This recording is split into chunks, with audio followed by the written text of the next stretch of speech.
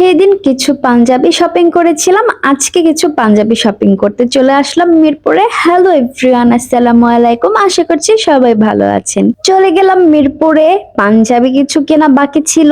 গিয়েছিলাম ইফতারের আগ দিয়ে। আমার হাজবেন্ড সময় পায় না, তো তাই অফিস থেকে আসার পরে রওনা হয়েছে। ইফতারের সময় হয়ে গিয়েছিল, তাড়াহুড়া করে পাঞ্জাবি কিনে ইফতারের টাইমটা আর মেনটেন করতে পারেনি, তাই তাড়াহুড়া করে দুইটা জুস আর দুইটা শর্মা কিনে নিয়েছিলাম। আর এই সময়ে কোথাও বসার জায়গাও পাবো না, আর বাসায় যেহেতু ইফতার করব, তাই আর বেশি কিছু খাবো না, তাই দুইটা শর্মা আর দুইটা জুস কিনে নিয়েছি। তারপর আমরা আজানের ওয়েট করছি। দেখেন এই ভ্যানটাতে বসে আজকে আমরা ইফতার করব।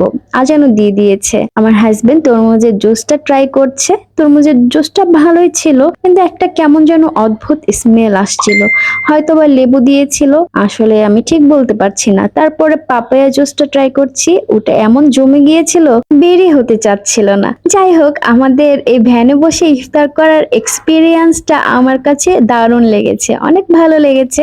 এরকম ইফতার খুবই কমই করা হয় বাহিরে। দুজন ভ্যানে বসে ইফতার করছি, আর দেখেন পাশে বেস্ট বাইয়ের সেলসে যে আপু ভাইয়ারা আছে, তারাও নিচে বসে সবাই ইফতার করছে। সব মিলিয়ে এই এক্সপিরিয়েন্সটা আমার কাছে খুব ভালো লেগেছে, মনে রাখার মতো। তারপর আমরা আবেশি চলে গেলাম এই ভাইরাল রেসিপিটা ট্রাই করতে, পেশোয়ারি গোশত। এটা নাকি মশলা ছাড়াই রান্না করে। মশলা ছাড়া মাংস খেতে কেমন লাগে তাই টেস্ট করতে চলে গেলাম। আসলে আমরা পার্সেল নিয়ে এসেছিলাম, বাসায় এসে গরম করে শান্তি করে বসে খাওয়ার জন্য, কিন্তু টেস্টটা কিন্তু আমার কাছে ভালো লাগেনি।